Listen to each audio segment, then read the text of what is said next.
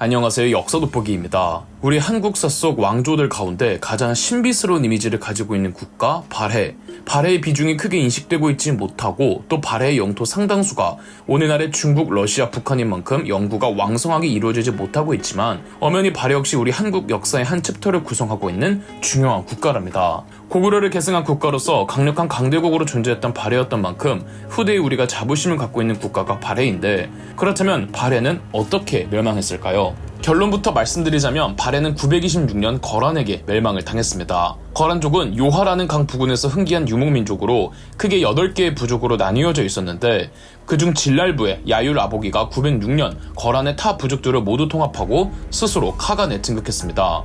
그리고 916년 야율 아보기는 스스로 황제를 칭하며 유목국가 거란국을 건설했습니다. 수도는 오늘날 내몽골 자치구 자오다멍이란 곳이었죠. 야율 아보기는 황제에 오르고 난 뒤 몽골 초원까지 원정에 나섰으며 서역이라고 불리던 타클라마칸 사막까지 진출했습니다. 몽골 초원과 서역 원정을 끝마친 뒤 야율 아보기는 이제는 동쪽으로 눈을 돌려 발해를 공격해서 멸망시켰던 거죠. 기록에 의하면 야율 아보기는 925년 12월에 군대를 동원해 발해를 진격했고 926년 1월 채 2달도 안 되어 발해를 멸망시켰습니다. 조선 후기 실학자 유두공이 저술한 발해 고해 기록을 살펴보겠습니다. 926년 정월 기미일에 흰 기운이 태양을 관통하였다. 경신일에 부여성이 함락되었고 성을 지키던 장수는 전사하였다. 요나라가 따로 발해 동평부를 공격해 격파하였다. 병인일에 늙은 재상이 이끄는 발해 군대가 패하였다. 이날 밤에 요나라 태자 야율배, 대원수 야율요골, 남부재상 야율소, 북원 일익은 야율사열적, 남원 일익은 야율진리 등이 상경성을 포위하였다. 기사일에 왕이 항복을 청하였다. 경호일에 요나라 임금이 상경성 남쪽에 군대를 주둔시켰다. 신미일에 왕이 소복을 입고 새끼줄로 몸을 묶고 양을 끌고 가서 신하 3천여 명과 함께 나와서 항복하였다. 요 임금이 이들을 예우한 뒤에 돌려보냈다. 병자일에 요 임금이 측근 신하인 강말달 등 13명으로 하여금 상경성에 들어가 병기를 수색하도록 했는데 발해 술라군이 이들을 살해했다. 정축일에 발해 왕이 다시 성을 수비하자 사열적 등이 공격하여 격파하고 요나라 임금이 성으로 들어갔다. 왕이 그의 말 앞에서 죄를 청하였고 요 임금은 왕과 왕족을 병사로 호위시켜서 성을 나갔다. 뭔가 의아하지 않으신가요? 한때 해동성국이라 불리며 동아시아 최강대국 중 하나였던 발해가 고작 2달도 안 되어 멸망했다는 게 말이죠. 중국 측 기록 요사에 의하면 거란이 발해의 민심이 멀어진 틈을 타 군사를 움직여 싸우지 않고 이겼다고 기록되어 있습니다. 무언가 발해 내부적으로 혼란이 있었다는 뜻이고 그로 인해 거란족이 손쉽게 발해를 무너뜨릴 수 있었다고 추측해볼 수 있겠죠. 그렇다면 멸망 직전 발해 후기 역사를 잠깐 살펴보겠습니다. 발해는 1대 대조영에서부터 2대 무왕, 3대 문왕에 걸쳐 점진적으로 국력을 키워나갔습니다. 하지만 4에서 9대왕 사이의 발해는 왕위 계승 쟁탈전으로 심각한 내분이 일어났습니다. 발해의 4구대왕 시기에 해당하는 793년에서부터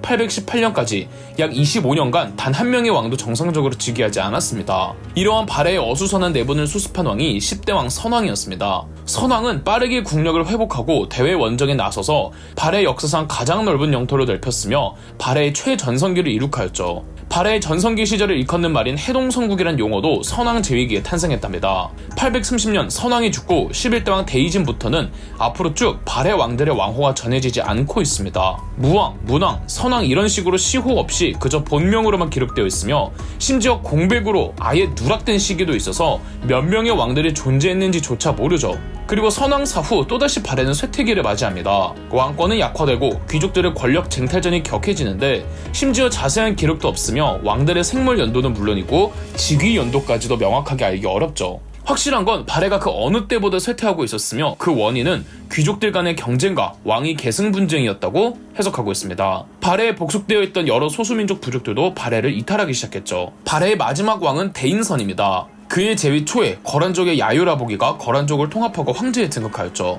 야율 아보기가 국가를 건국한 지역이 발해 영토였기 때문에 요나라의 건국 자체가 이미 발해와의 싸움이나 다름없었습니다. 그간 발해는 만성적인 내분으로 인해 국력이 약해져 있었고 그 와중에 거란이라는 거대한 강적의 등장은 발해의 앞날에 그림자를 드리웠죠. 대인선의 경우 나름 왕권을 회복하며 발해의 국력을 다시 중흥하기 위해 내부적 노력도 많이 했으며 여러 국가들과 교류하며 외교적 노력도 아끼지 않았습니다. 발해 멸망 2년 전이었던 924년 대인선이 군대를 이끌고 요동으로 진격해 요동 전투에서 거란군을 무찔러 승리를 거두기도 했습니다. 발해의 마지막 왕인 대인선이 그의 재위 이전 발해의 혼란기를 어느 정도 잘 수습했다고 유추해볼 수 있겠죠. 그럼에도 불구하고 발해는 왜 2달도 안 되어 멸망하고 말았을까요? 첫 번째 해석은 아무리 대인선이 그의 재위기에 여러 노력을 했다고 해도 근본적인 개혁이나 해결책은 없었고 여전히 내부는 존재했기 때문이라는 설입니다. 유득공의 발해고 기록에서는 발해의 지방군이 발해의 수도 상경성을 구원하러 왔다는 기록이 없죠. 요사 측 기록인 거란군이 거의 싸우지 않고 발해의 수도 상경성으로 갔다는 것만 봐도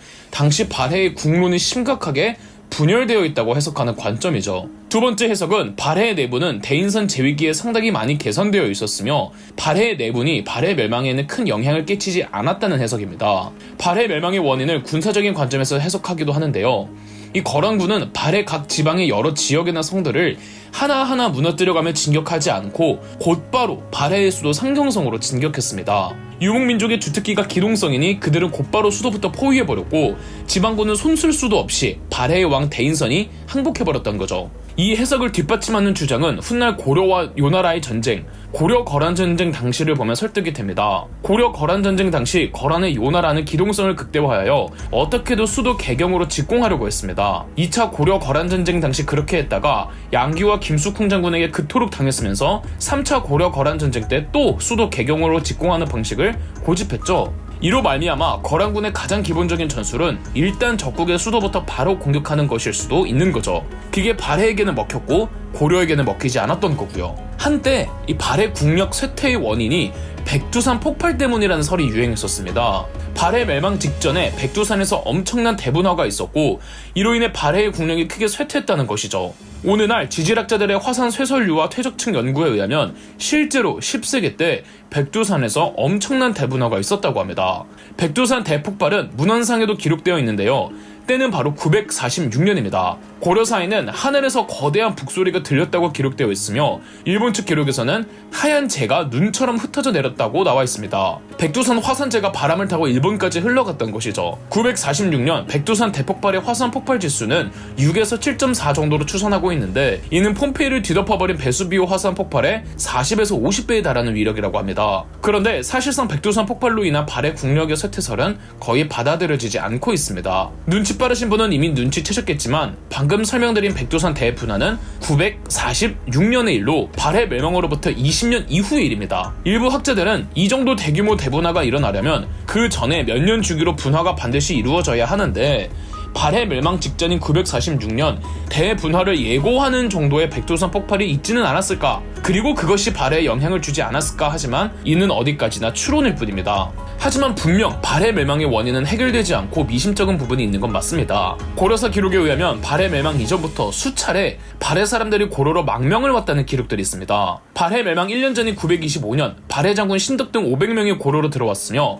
발해 예부경 대화균이 100호의 백성을 이끌고 고려로 들어왔고 좌수의 소장 모두간 등이 1000호의 백성을 이끌고 투항하였습니다. 거란과의 전쟁을 피해 고려로 들어온 것이 아니냐고 하실 수 있겠지만 거란의 야율 아버기가 군대를 일으킨 건 925년 12월입니다. 물론 거란과의 전쟁 이후 망명 오는 집단들도 많았지만 거란과 전쟁이 일어나기 전부터도 수많은 발해인들이 고려로 들어왔다는 것이며 요사에 기록된 것처럼 거란의 야율아보기가 그 시점에 군대를 일으킨 이유는 발해 내 민심이 멀어졌기 때문이었습니다. 즉 거란의 공격 이전에 이미 발해에는 모종의 문제가 있었던 것만큼은 확실하지만 그것이 무엇인지는 전해지는 기록이 매우 빈약하여 알 수가 없죠. 그렇게 발해는 멸망까지도 미지로 남아있답니다. 그럼 역사돋보기였습니다.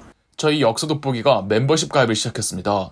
멤버십 가입을 해주신 분들 덕분에 영상 제작에 큰 도움이 되고 있습니다. 감사합니다. 영상 재미있으셨다면 구독과 좋아요, 알림 설정까지 해주시면 감사드리겠습니다.